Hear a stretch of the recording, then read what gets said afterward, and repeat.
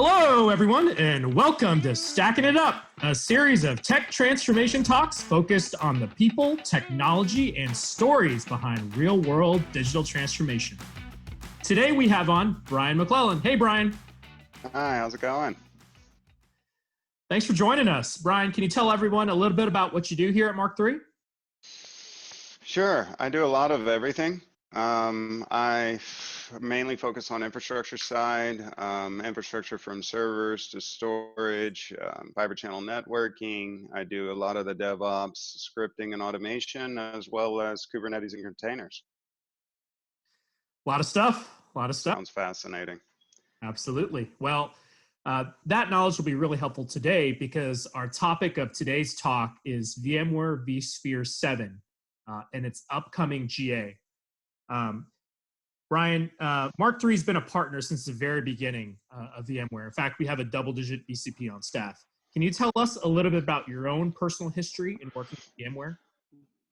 Sure. I hold multiple VCPs back to the 2.0 days, right? I think I started working with VMware back in 2005. So it's been quite some time, about 15 years now.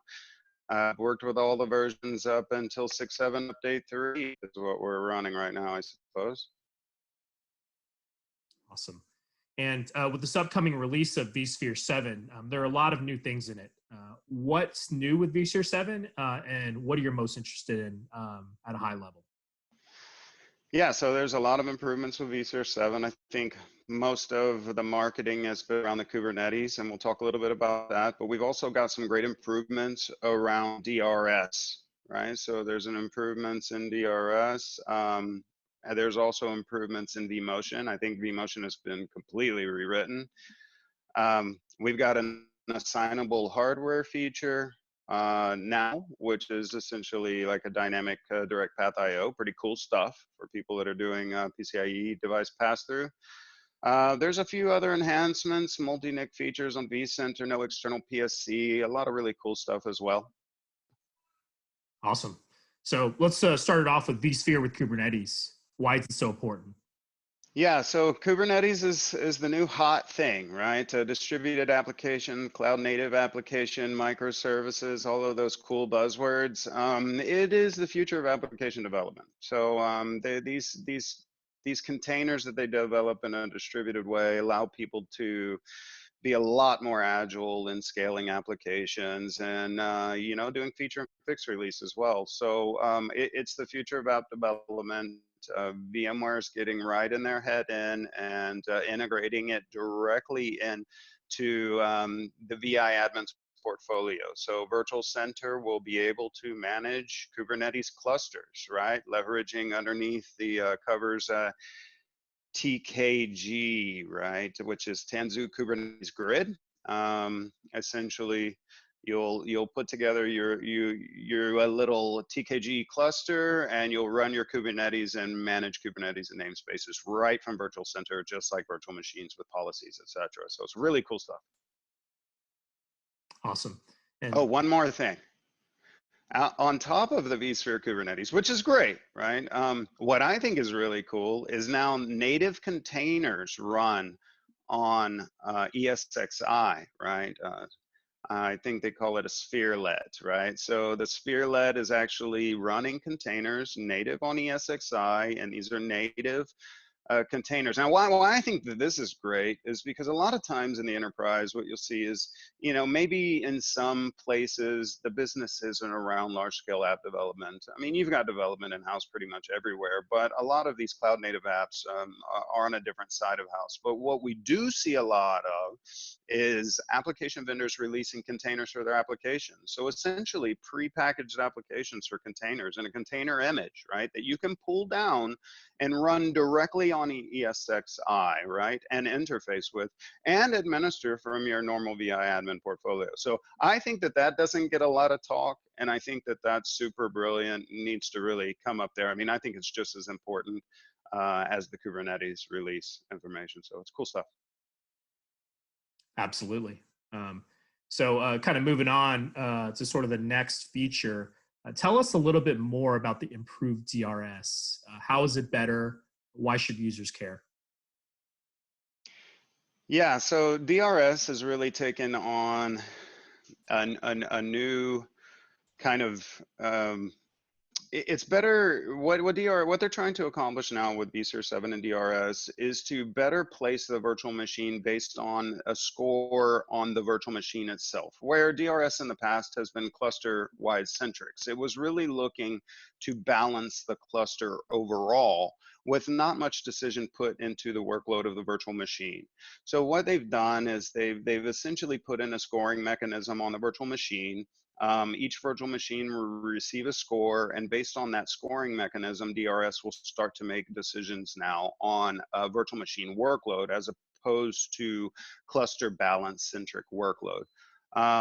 So I think what you'll see maybe is a little less balance of the cluster, but a lot better virtual machine performance.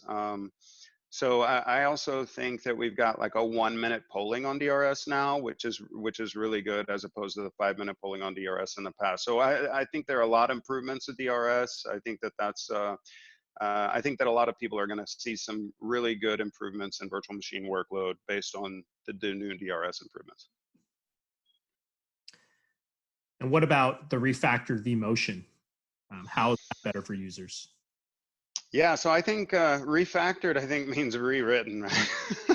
so I think they've rewritten vMotion. I've done a lot of digging into what the new vMotion is looking like. Essentially, you know, in the enterprise, being a VI admin or virtual machine administrator, you'll know that you have these very large virtual machines, right? So over the years, you know, at first it was a little reluctant to build super large virtual machines, but it's essentially a part of the enterprise now. So you've got large database virtual machines, you know, a lot of times heavy workloads. So large vCPU count and a large memory footprint. And most of the time, these virtual machines, whenever you go to do a vMotion, in the past, they struggled at the stun. Now, what I mean by that is there's a stun that happens to the virtual machine whenever the machine has to transfer full over to its destination host.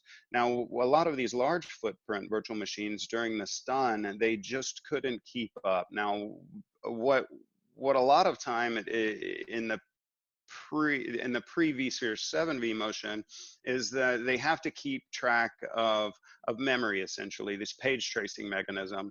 And what they did in the past was essentially leverage every vCPU on the virtual machine to do this. So now they've got a dedicated vCPU that's going to be handle the page tracing. This is also, they're also sending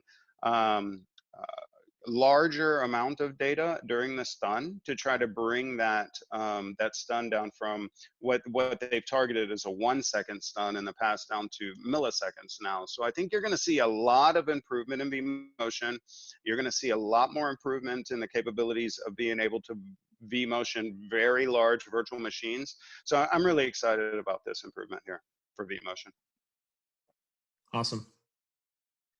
And what about assignable hardware? That's a new feature being released. Why does it matter? And when would somebody actually be able to leverage it? Yeah, so assignable hardware, essentially, I like to think of it as an enhancement on Direct Path IO. So Direct Path IO essentially allows you to take a physical device and present it to the virtual machine. What's been going on in the past essentially is that hardware device has an address, and the address will be written to the VMX file. This essentially pins your virtual machine to the host at this point. But what we've done now, right, with vSphere 7 is they've taken the address and they've abstracted it from the virtual machine. Now, what this allows you to do is essentially leverage the Direct Path IO in a dynamic way so that when the machine comes up via the integrations with DRS now for dynamic Direct Path IO, a virtual machine can be placed onto a hypervisor host that has the hardware capabilities that have been assigned to the virtual machine. So this allows the machine to better take advantage of cluster resources for direct path IO. As opposed to a single host assignment, the way it's been done in the past. So I think you're going to get, this is big for GPUs, especially the GPU pass through. So I think you're going to see a lot of people leveraging this to build clusters where they get a lot more, value of the cluster because they're allowed to balance their workloads a lot better. Absolutely. Awesome. And can you tell us a little bit more about other enhancements you're excited about, or just in general, some other things that for users to kind of think about as they look to upgrade to vSphere 7? Now, I'm really excited about the dark theme for vCenter. that was a joke, but it does look cool. So they've got a new theme. I haven't really dug into it, but that's pretty cool. As far as the vSphere 7 announcements, there's some new improvements not directly related to vSphere 7, but you've got some improvements in vSAN. You've got a lot of the stuff that we just talked about today. Some more of the vCenter improvements, multiple NICs, no external PSC, like I mentioned earlier. So I think that the improvements they're making in vSphere 7 around cloud native apps, right? Listening to what people have been telling them in the enterprise, which is my large virtual machines don't vMotion very well, and I'd like to take better advantage of my cluster resources for direct path IO. So I think these are great improvements, things that we've been looking for, and yeah, that's about it. Well, thanks for your time today. Really great information. Can you tell the audience a little bit about how they can contact you directly if they have questions? Sure. The easiest way to get a hold of me is at my blog, theopscorner.com. That's theopscorner.com. You can reach me via About the Author link. It's got my bio information along with links to get a hold of me there. So find me there, read up on some of my blogs. I encourage. Awesome. Thanks for joining us today, Bryan. See you guys next time.